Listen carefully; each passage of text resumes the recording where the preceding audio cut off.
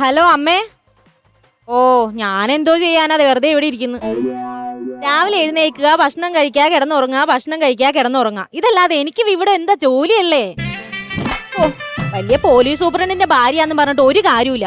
ജയിലിലിട്ട കള്ളന്റെ അവസ്ഥ എനിക്ക്. ഇവിടെ ആരെങ്കിലും ഉണ്ടോ എനിക്കൊന്ന് മിണ്ടാനായിട്ട്? പുറത്തു പോയി സിനിമ കണ്ടിട്ട് എത്ര നാളായിന്നറിയോ? അതിന് പോലും ഇവിടെ ആരുമില്ല കൊണ്ടുപോകാനായിട്ട്.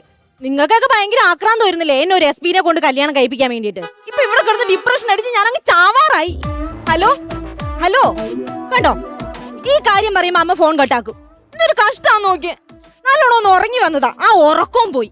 ഇനിയിപ്പൊ എന്താ ചെയ്യാനുള്ളേ? ഒരു കാര്യം ചെയ്യാം, ചേട്ടനെ വിളിക്കാം.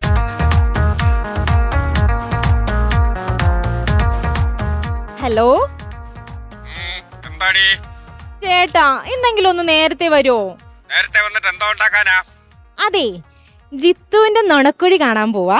ഓഹോ, കണ്ടവന്മാരുടെ നുണക്കുഴി കാണാൻ നിനക്ക് ഉറക്കം വരത്തില്ല അല്ലേടി?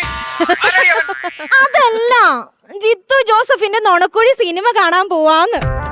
ഞാനിവിടെ കസ്റ്റഡിയിൽ നിന്ന് ഒരു പ്രതി ചാടിപ്പോയ ടെൻഷനിൽ നിൽക്കുമ്പോഴാ അവിടെ ഒരു നുണക്കുഴിയും പൂക്കളും. എന്ത് കഷ്ടാന്ന് നോക്കിയേ.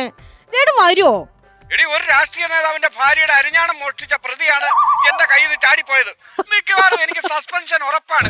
നിനക്ക് നുണക്കുഴി കാണണമെന്ന് അത്ര ആഗ്രഹമാണോ? അതെ. എന്നാ തൽക്കാലം വീടിന്റെ പുറകിലുള്ള ചാണാക്കുഴി പോയി കാണാം. മനുഷ്യനെ മെനക്കെടുത്തിട്ട് അതും കട്ട് ചെയ്ത് പോയി. എന്തൊരു കഷ്ടാന്നൊക്കെ. എനിക്ക് ഇവിടെ ആരുമില്ല ഒന്ന് മിണ്ടാൻ പോലും. ഒരു കാര്യം ചെയ്യാം, ഈ ഒരു ദേഷ്യത്തില് അടുക്കളയിൽ പോയി 2 ഓംലേറ്റ് അടിച്ച് തിന്നാം.